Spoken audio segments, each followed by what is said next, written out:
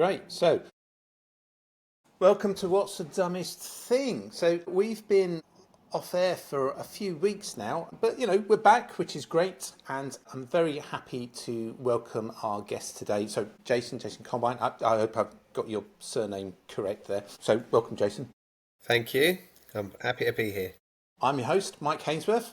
And so what I wanted to do really was just give a broad brush about what the podcast is for those that are listening for the first time, cover some of the dumbest things that we've seen within a cybersecurity context, and some of the things that we think will be the bare minimum that any organisation should be undertaking.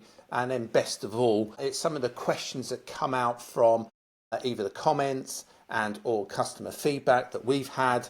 And so, yeah, I mean, that's the broad dialogue that we're going to have. Jason, I'm going to try and do a bit of an introduction for you. You might want to fill in some of the gaps at the end. I do love the fact that on your profile, it shows you as having a healthy degree in common sense, which I think ironically is not something that's that common, sadly. But I'm glad to see you've got one. And your experience then is in and around legal and insurance.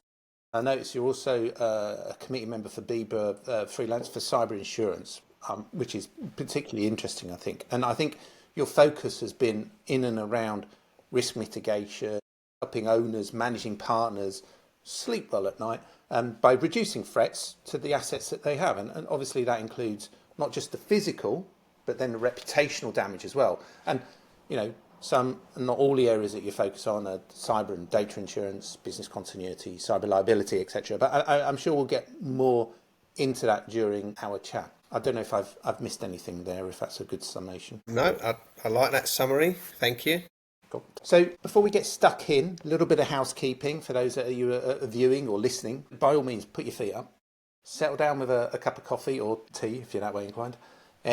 Put your phone on silent and ignore your emails because they're not that important really. During the show, feel free to take the time to hit the like button and even better still, you might want to hit the subscribe button as well, just so you know when the next episodes are going to come out, or indeed comment if you've got a question. So look, great. Let's kick off. First question, Jason, is going to be what, and this is obviously in a cybersecurity context, because we see things that are either accidental or in some cases deliberate, but regardless, from an outside pair of eyes, somebody might think, why have they done that?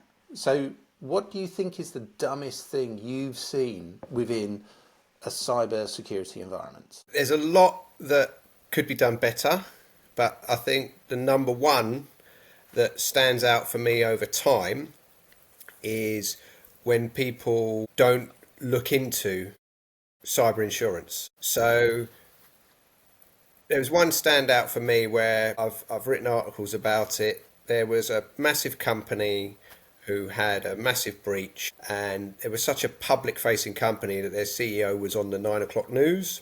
Wow. Sorry, it wasn't 9 o'clock news. It was Kirsty Walk. It was one of those where you get a little bit put under the microscope, and it didn't go well in that TV interview. I met the CEO maybe a year later. She wasn't CEO of that company anymore. It was a very public debacle. And she was on a panel, and afterwards I waited to speak to her and said, sorry, I'm in this industry and I'd like to know a couple of things about that. And she was very forthcoming. And I said, so, you worked at a big business, had a lot of digital stuff going on. Is there any reason why you didn't have any cyber insurance? And the answer was, well, we thought it would be expensive. So my counter was, well, give me a clue. Roughly how much was it? And the answer was, we didn't look for quotations. Oh, okay. So the assumption was it was expensive. Now, I'm not saying that's a mistake for every business, but for a business of a certain size, who've got employees and suppliers, etc., it's something that you should look into, because it is the only thing that can help in certain situations. And even then, it can't stop anything. It can only make things a little bit easier. It's a safety net. But the second dumbest thing I see is when people tell me that they don't need insurance because they've got cyber security. Right, yeah. And that is a terrible analogy. Is that's like putting locks on your front door, but not buying home insurance, and then going on holiday and being very upset when someone actually does overcome that security and manages to cause some damage or steal things, etc. So, that isolated incident where someone said, we didn't even look, we didn't even check, we thought it was too expensive, turned out to be a massive mistake. And the other one that we see quite often is people saying, I've got cybersecurity everywhere, I don't need anything else. Okay, that's really interesting. So 2 points there. So I think the second point might be something that we can circle back to later, perhaps. But I can't.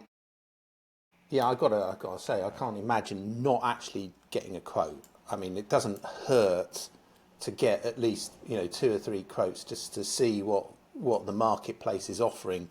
What are the expectations for premiums? What are the excesses?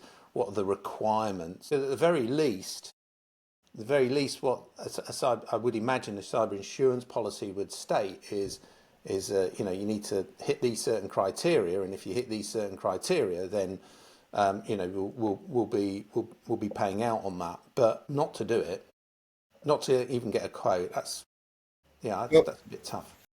it again, it's, when you think about it, it does seem crazy because car insurance, I mean, people, nearly everyone in this country will get 2 or 3 quotes for their car insurance. And their car might be worth, 10,000, 20,000, 30,000 pounds, and then they've got a business that's worth a lot more than that. Yeah, yeah. And, they might get one, which may sort of give them the impression, oh, I've only got one option, which no one likes, so they should get 2 or 3 at least. And I'm not saying should, I'm saying it's definitely worth looking into, because the idea of what is expensive, so something's expensive if you see how much it costs and think that isn't worth it. And maybe that's because the value hasn't been explained to you very well. So there are good reasons why people don't get quotes or find it awkward. I was once on a panel and a couple of the audience members said, well, we get these questionnaires that are 60 pages long. And I was horrified. Anyone who sends me a 60-page questionnaire doesn't want to work with me, or I'm a captive market. And they're either the tax man or some other process that I have to go through, because as soon as someone else finds a way to do it without 60 pages, whoever that supplier is going to be out the door.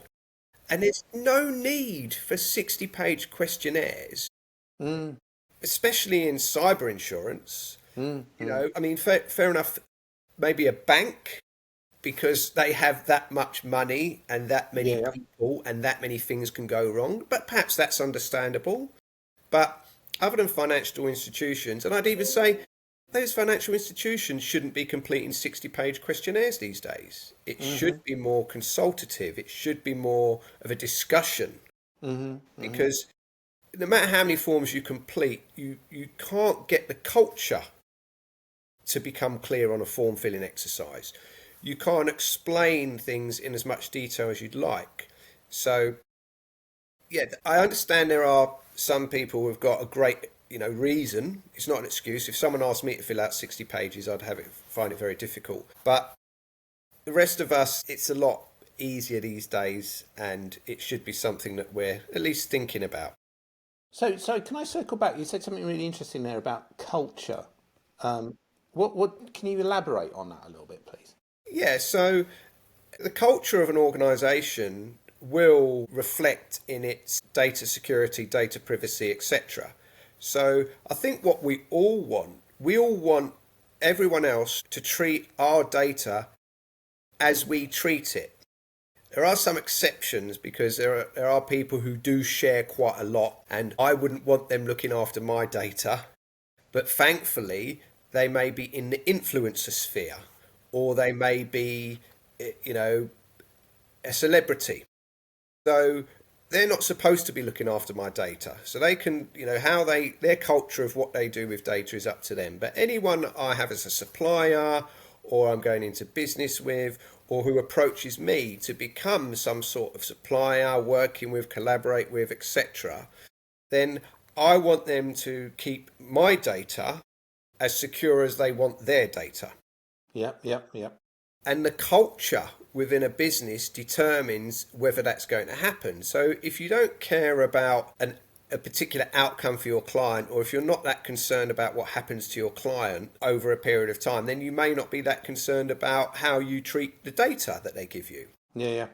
So if the larger an organization is, the more important culture becomes.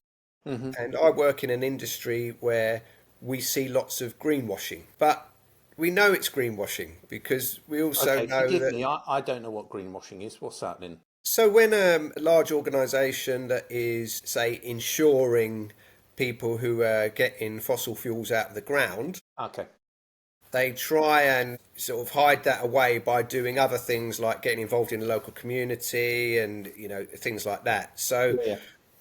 when you're in a sector, if someone's saying, "Oh, we're brilliant, we're lovely, we do all this," you also know, well, they're saying that out front, but in the background, it means this.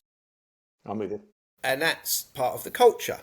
It always comes from the very top. You can try as much as you want to be, in a management position or some position of seniority. If the people at the top are not backing you, then the people you're trying to inspire and motivate to do this with data, look after data, be more careful with it, etc., they're going to say, well, if the C-suite can't be bothered, why should I?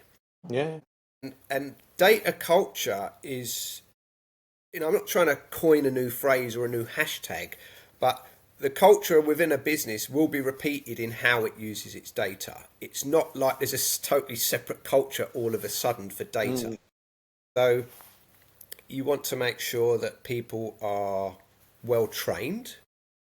You want to make sure they feel secure, but you also want to make sure that they understand everything about this, so that they're trained with the understanding of, I know why I'm doing this training. Other people get scammed. We don't want to be scammed, so I'm going to learn this. Also, when I spot something that's dodgy, I'm not going to worry about it. I'm going to help other people understand that I've spotted something that's dodgy. And then we can all share in these great experiences of what's going well, rather than looking over our shoulder all the time. Because there's so much done well these days. People are vigilant. There's so much done well.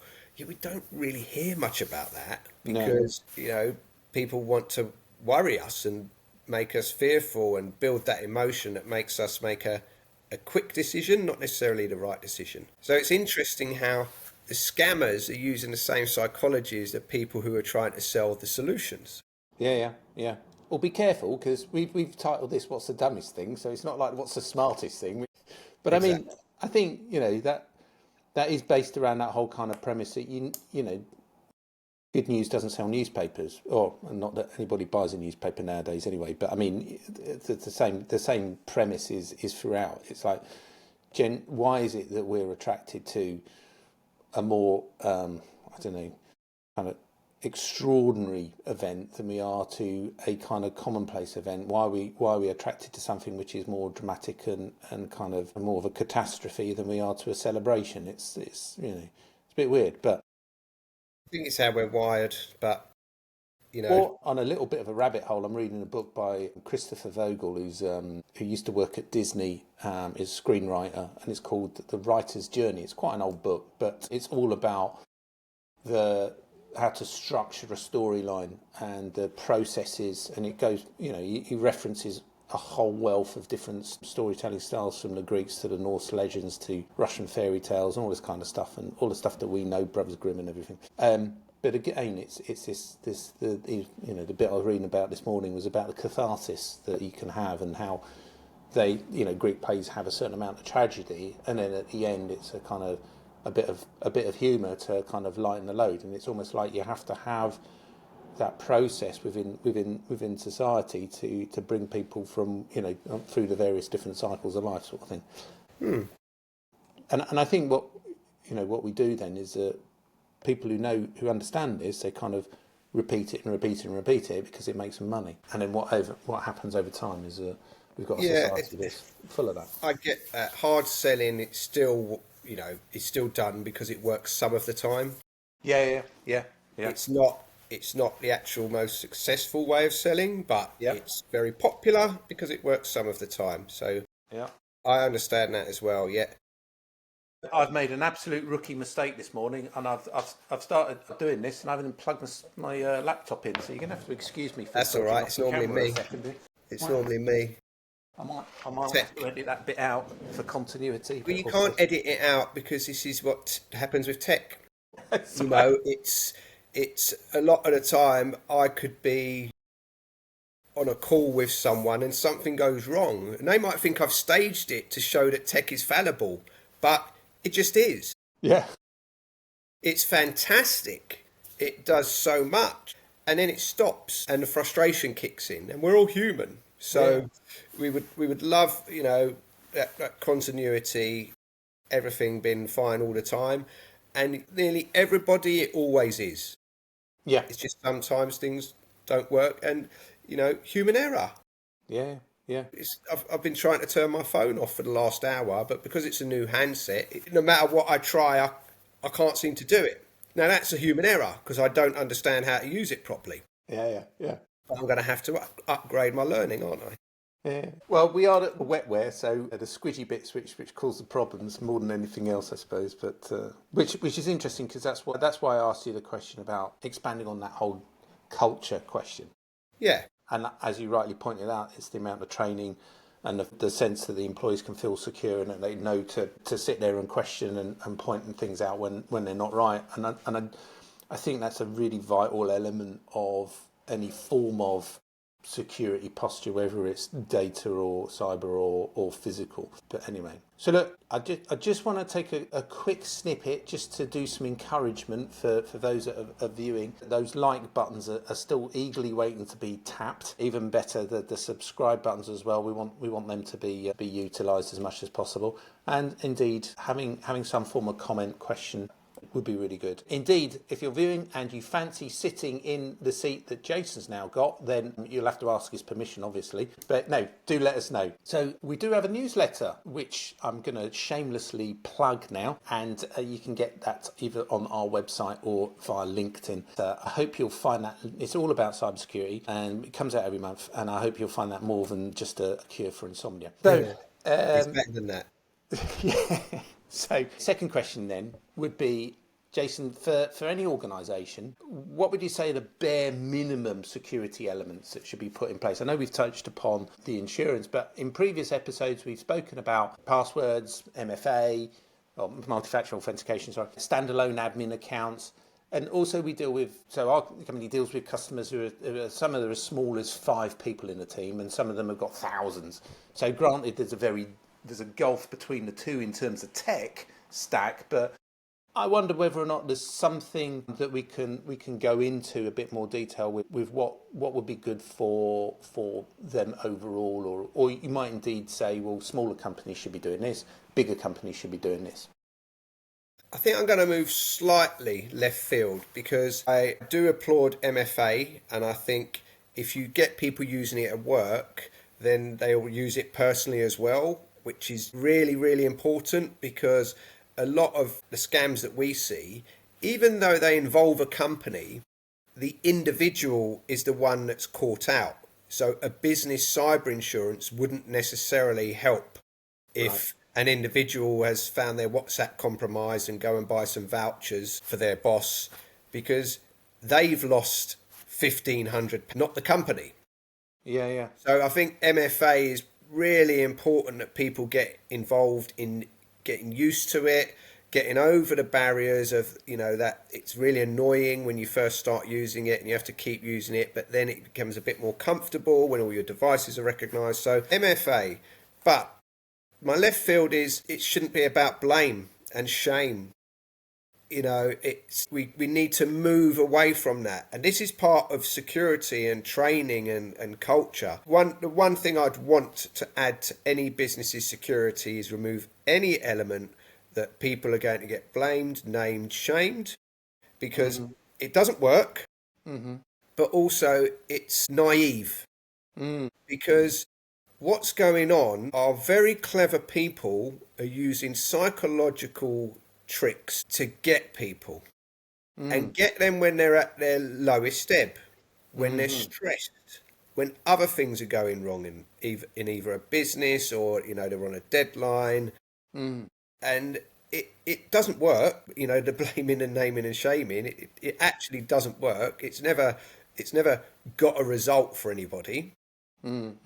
It just sort of pushes things underground, for want of a better phrase. People will not admit that they've clicked on the wrong button.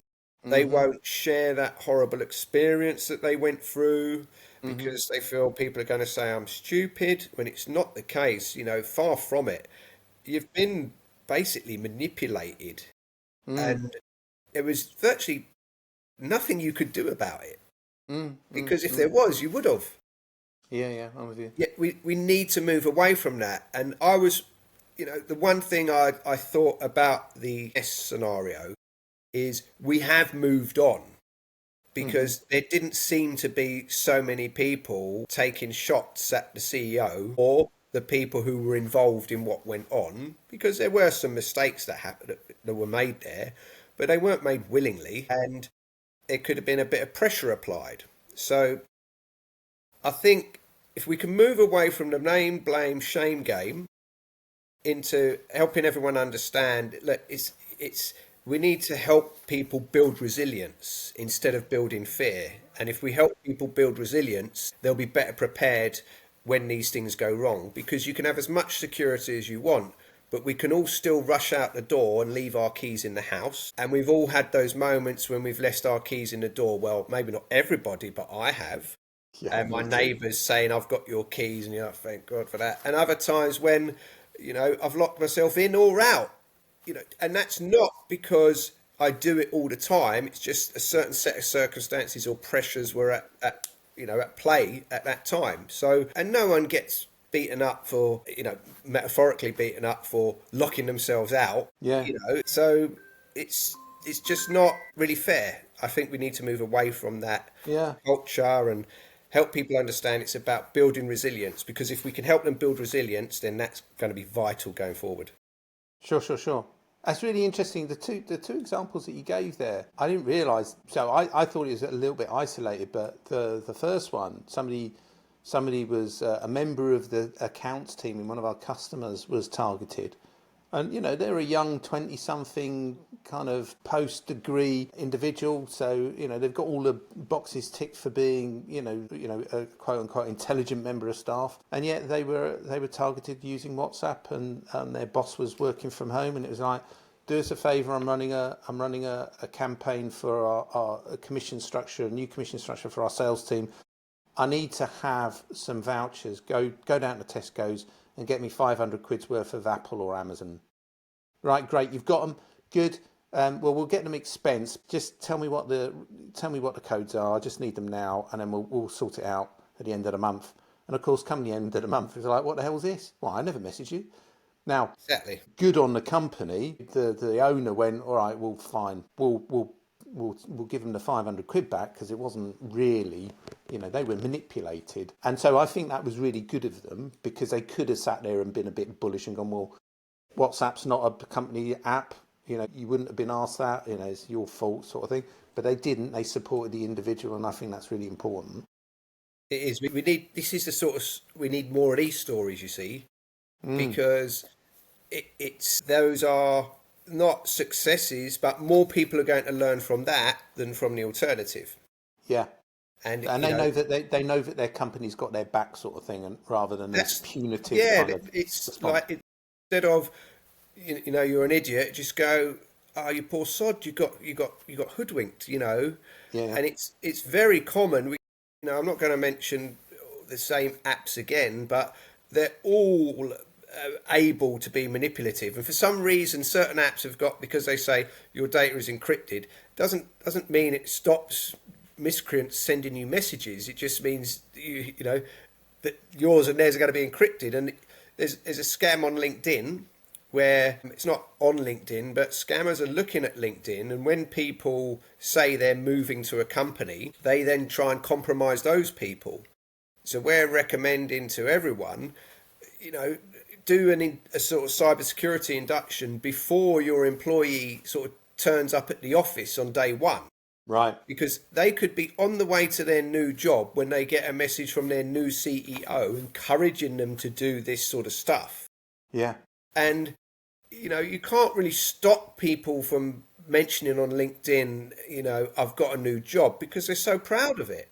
Yeah. Yeah. Yeah. And you can't really stop companies from mentioning on LinkedIn, here's our new hire, because they're delighted to have them and they want to spread the news. Yeah. And there's other Yeah. business reasons for making sure people know that person is with you.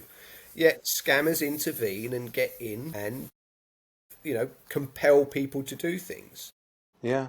And it's just, once you know about these things, you have to say, okay, so we need to induct people who are joining the company that they might get scammed, so they can talk to us about these things. And imagine a new joiner thinking, do I question this message from my new CEO on day 2?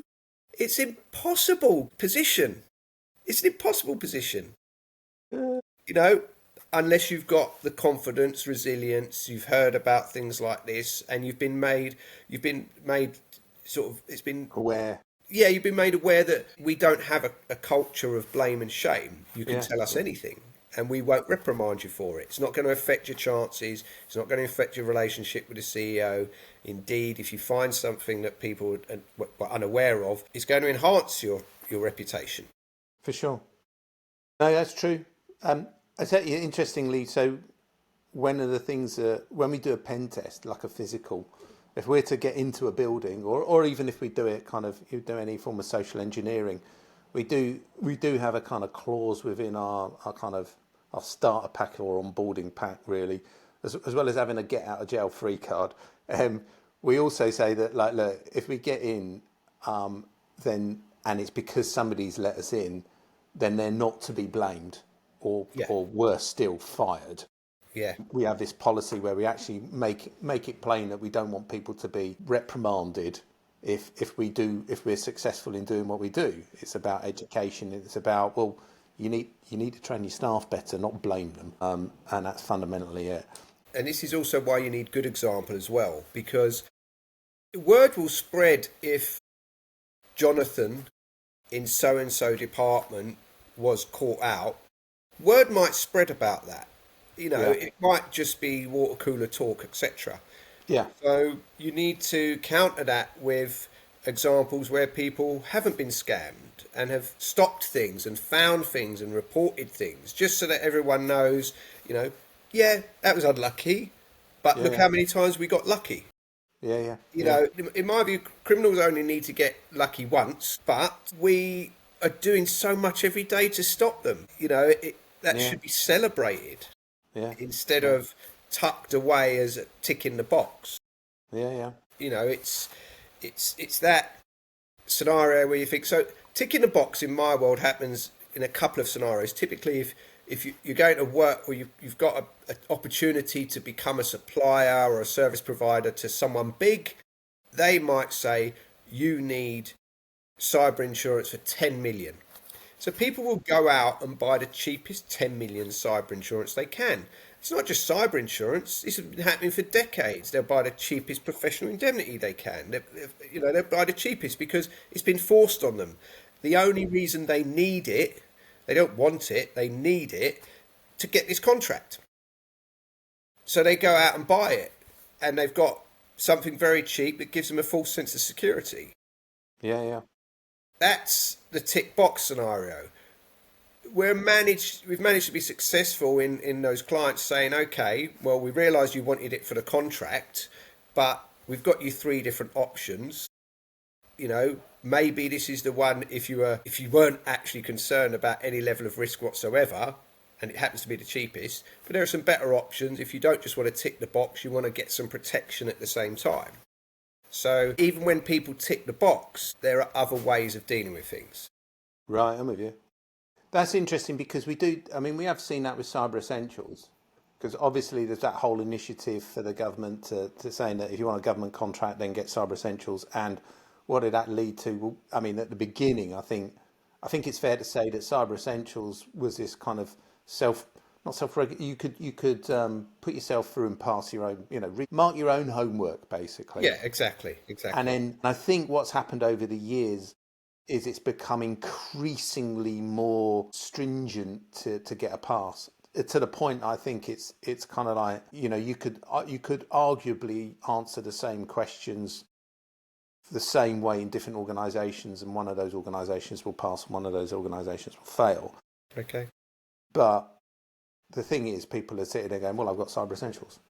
Well, yeah, but that ain't good enough.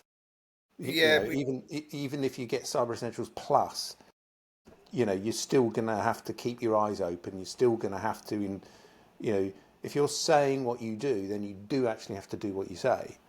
And I think that's an important part of it. And I think that kind of resonates with what you're saying. It's like you've got different options. Are you doing it just to tick the box, or are you doing it because you actually want some of the functionality and the benefits that come with it?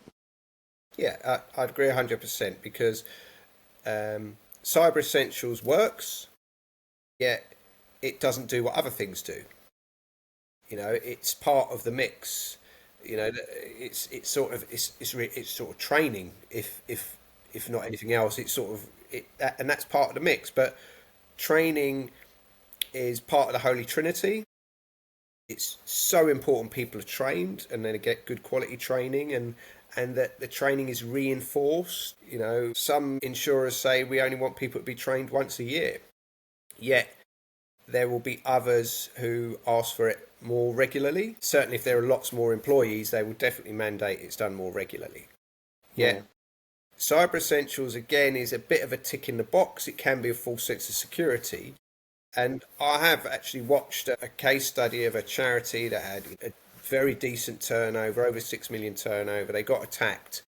And the day they got attacked, they were so underprepared because they thought Cyber Essentials was going to work. They thought that they would steer clear of attacks. So they did that, and then they didn't do much else. So they didn't invest in security, but not that much. And they didn't invest in insurance. And when it happened, they were a big organisation where there's a lot of expectation from various stakeholders. And they had to go and buy all the things that they needed at that point, which Wow. one wasn't easy. Yeah. Two was ridiculously expensive. And three, it took them longer to manage the issue and recover from it.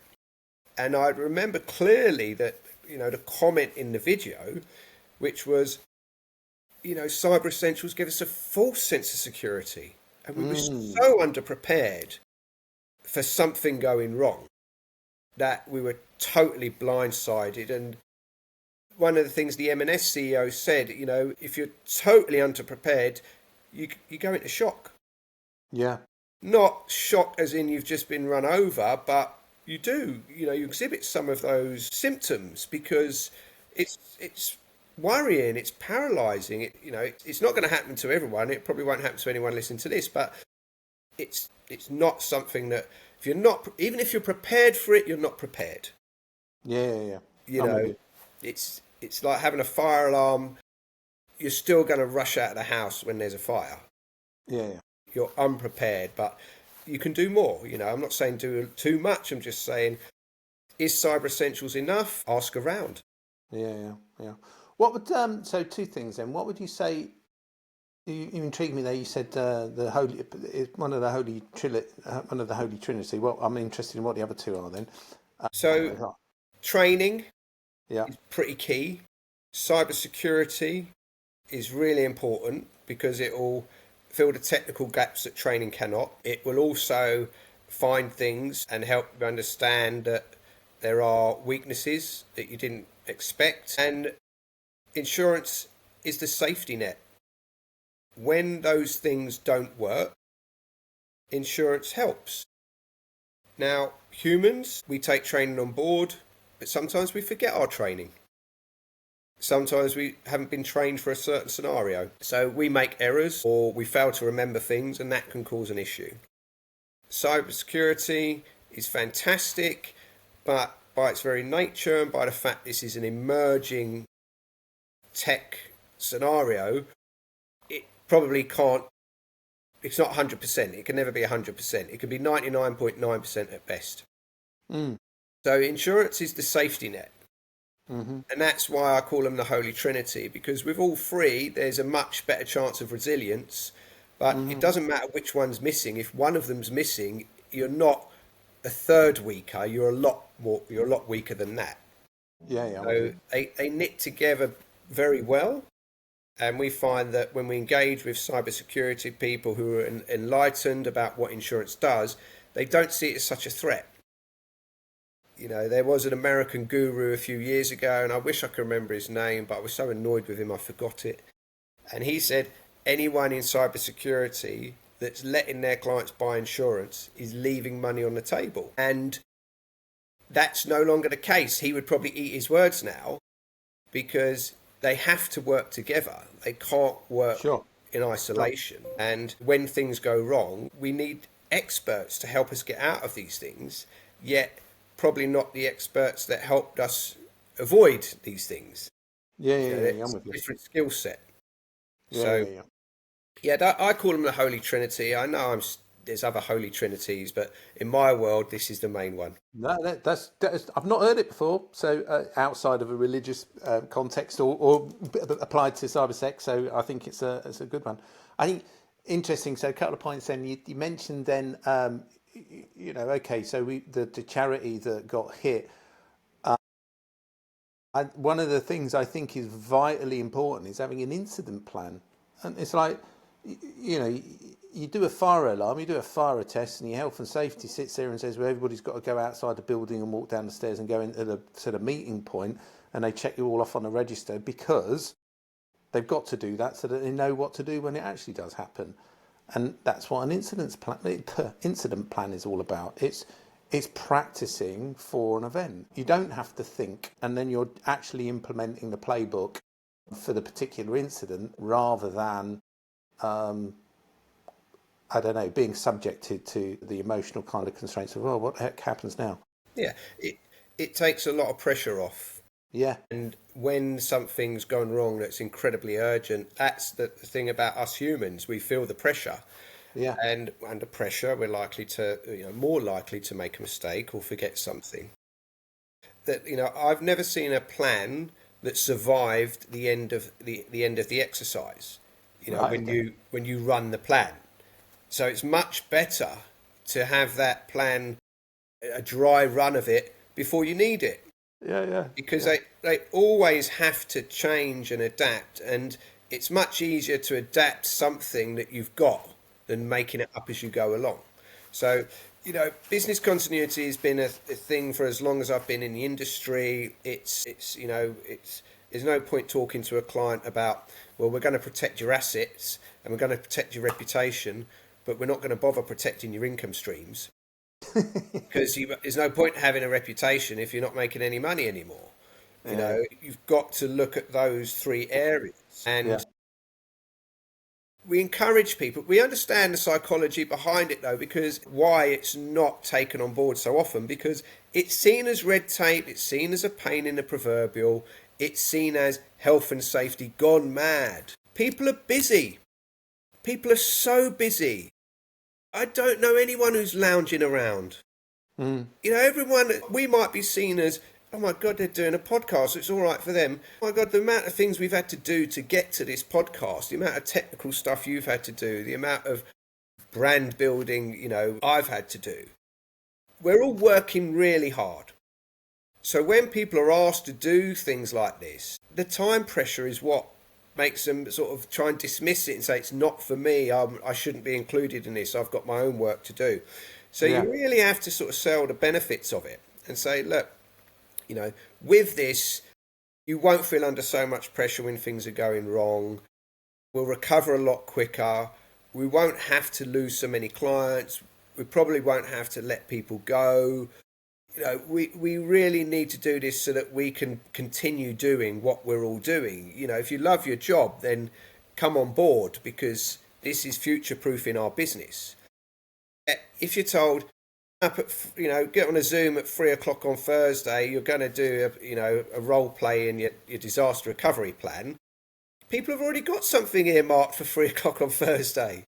Whether it's in their calendar or whether it's, oh, I'm going to finally get that report done, or I'm finally do this or finally do that. So people need to be motivated and encouraged and feel that, and this is again going back to culture. Yeah. If it's part of the culture to make people turn up at meetings and tick boxes, probably not going to be on board with it. But if they've engaged in other things in the past where they've seen the benefit of it and it wasn't that bad, then it's worth doing. So a good example, recently when we were at a seminar, we were doing some role plays, and some people didn't want to do the role play. They felt uncomfortable doing the role play in case they had to be the person to stand up at the end and say, this is what happened. So we just had to work with the teams and say, okay, volunteer for the speaker, please. And when that pressure was taken away from the rest, they all got involved. Yeah. So again, they need to know, look, during this thing, we want you to comment, we want you to be involved. You're not just going to be talked at, and everything you tell us is going to be taken on board and valid. But if in previous meetings about other things that didn't happen, then they probably won't want to go to the next meeting. So there's a lot at play. There's a lot going on. But the main thing is, no one is sitting there watching Cash in the Attic. It's a fallacy. There might be other programs on. I don't know. It's just the one I've heard of. Yeah. But yeah, if you engage people in the right way and show them this is why we're doing it, this is why it's really going to be important, it's actually going to make your life and all your friends' lives easier. You don't want to be working long hours when something's gone wrong. You're the only people we've got to do this work. So if we manage to get through this, successfully, or without as long a problem as we might have, then it'll mean less work for you, less pressure for you. Everyone will, that's what people need to understand. And I think they can understand that now because there are enough examples out there, and there's Co-op been the most visible ones recently. So that they know, things really do go wrong. So I knew of the M&S and Co-op scenario, and yet it didn't dawn on me until I went into Co-op to get my mum some stuff. Oh my goodness. And there was no produce, zero produce. And all I had to do was trot down the road, go to a different brand, and there it all was. You know what? I gave a webinar to an organisation, association, and I used that example because it was a bit like I went to Moscow on a school trip and back in the early 80s, so it's pre the wall coming down, right? So it's still Soviet Union. And I said it was going into Co-op for the weeks after the attack was a little bit like going into a shop in Moscow at the time. The shelves were empty, the staff were grumpy, and the customers were bewildered. It was just like, it was quite weird. But I mean, it was for such a long time. Yeah, it's such a long time. It's surprising because it takes so long to undo stuff. People are often surprised that the biggest thing, so in reality, when we look at cyber risks and when incidents happen, whether they're human error or criminals who are very smart or suppliers can have problems themselves. We've had scenarios where there's, people want, they have apps, they're meant to work on the day they're supposed to work, they don't work, and then the supplier eventually admits, yeah, we hosted your app on the same server as we hosted someone else's app, and that's why yours didn't work. Right. Now, no one would imagine that was possible, but it happens. Suppliers can let you down. In my industry, if people haven't figured it out by now, what I'm traditionally called is an insurance broker, but you can probably tell that we're not that traditional. I can't remember how many years ago, but I think they were called SPP or SP. They had 25% of the insurance broking market using their software on a daily basis. And then one Monday morning, 25% of my peers went into work and nothing came up on their screens. Wow. Now, no one would imagine that a company that has 25% market share of a certain sector would put the servers on the ground floor of a building and the backup servers on the first floor of the same building. But they did. And when there was a power cut, it was in Birmingham, by the way, not known for its service centres, but power cut in that small part of Birmingham, and they lost the servers and the backup. My failover is in Canada. Yeah. You know, we've looked into our cyber resilience because we had a supplier in the past that wouldn't answer my questions on cyber resilience and cyber insurance. Just plain said, no, it's a private matter. It's, you know, it's business confidential. And I'm like, well, I'm going to have to go then, aren't I? Because we've just had this other lot who suffered a massive problem. Now you won't fess up how you do it. I'm going to have to find another supplier. That wasn't pretty. Finding another supplier, moving, was not pretty for us. Yeah. But I am totally confident we're as resilient as we can be. Yeah. And it was horrible. I mean, I don't recommend it to anyone, but we had no real choice, you know. Yeah. There's only so many suppliers we could use, and we couldn't get straight answers out of most of them. I think that's really, really important because there are plenty of examples. I think I'm not going to name their names, but they're a very, very large American outfit, multi-billion-dollar kind of hardware supplier, and they've got an incredibly leaky kind of scenario at the moment. I mean, you know, one might argue because they're one of the biggest, then they get the most amount of tax. But in January of this year, 15,000 of their firewalls were, and the VPN elements to them, and all the IP configuration and everything was out there for sale on the dark web. What was worse is the actual breach occurred in 23. So it was there for 2 years. It had been breached, and nobody knew about it until they obviously cherry picked what they wanted, and then they put out the rest of it on the dark web 2 years later. You know, that's yet having the kahunas to sit there and go to an organisation that is that big and go, well, what do you do? What's your security posture? Because they'll go, well, we're who we are. You know, we don't need to tell you. But I mean, to be able to ask that question, and if you're not satisfied, to take appropriate action, that's a big play, and I think that's really, really important. It is a big play. It is a big play, and I'm pleased that we probably don't have to do that again. Yeah, because the people that we work with are invested in resilience. Yeah, and the people who I did name earlier, I don't know what their market share is now, but it's not 25%. I don't know if they've got any customers anymore. They probably had to rebrand. Maybe that worked, maybe that didn't. Yet it's not always about that. We see loads of examples where things don't go right, and yet people are not happy. And of course, it's the disruption that causes the biggest problems. But they get over it, and they recover quicker than they thought they would, and they get all their digital assets back, and they're able to keep, generating the income, and the insurance paid for any shortfall, and their reputation wasn't too tarnished. But when there's evidence of reputation being tarnished because of one of these things, the insurance can pay for that as well. It's people don't realise, because insurance is typically, we all know about car insurance, so they take your car away and they fix it and you get it back. They can't take your IT away and fix it and get it back. It's different. It's not the same as other insurances. It's more about service. It's more about you're going to need some immediate assistance. I tell you what, this dovetails quite nicely into the last question, which is something that, and I think, I'm going to kind of float back to something that you said earlier as well, and it's kind of fairly or not, there's a level of criticism to insurance companies that they don't actually pay out. Now, whether or not that's a reputational thing or not, I don't know. And obviously, I think, that where that might happen, and I'm saying might, I don't know what the stats are, but if it was 1 in 10, people aren't celebrating the fact that 9 out of 10 people get the payout, right?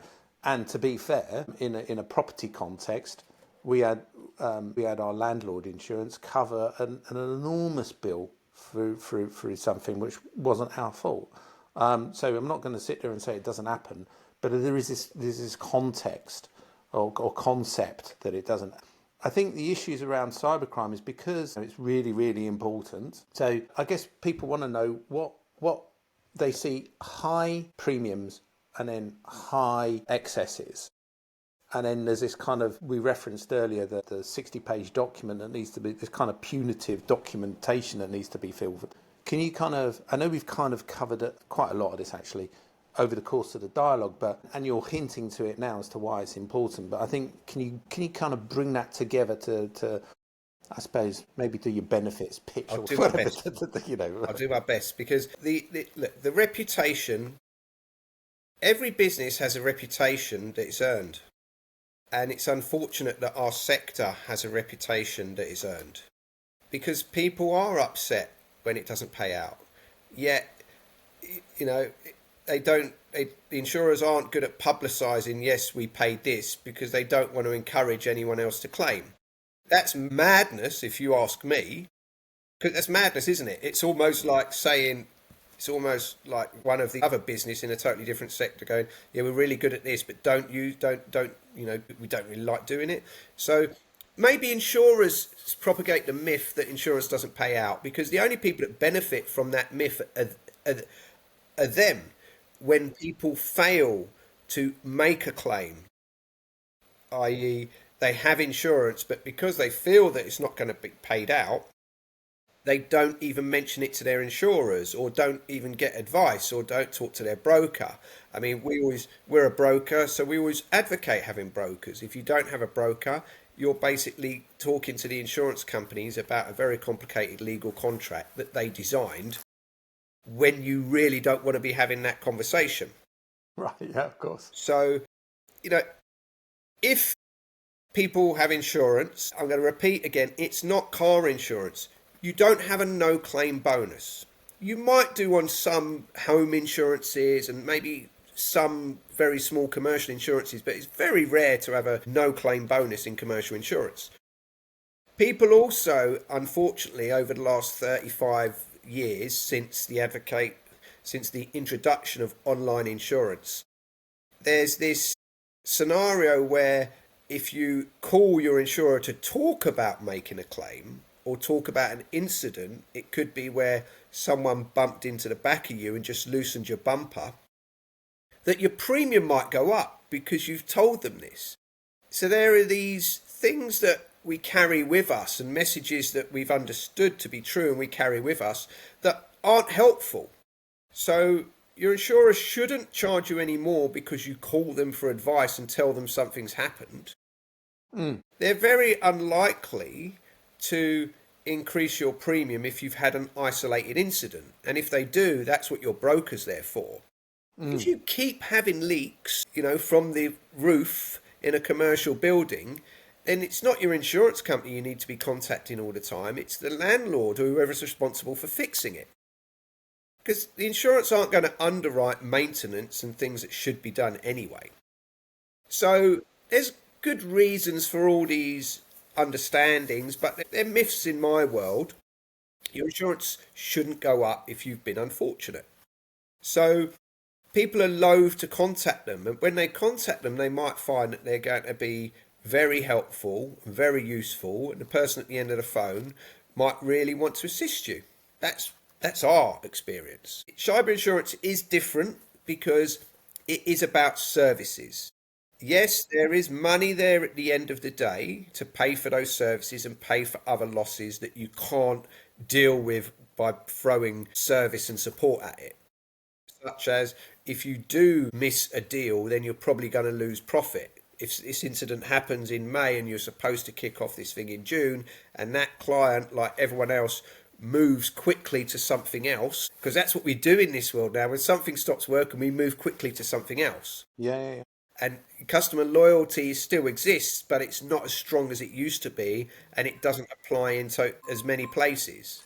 So you need services. You need people who are going to be end at the phone and help you do technical things that you don't know about.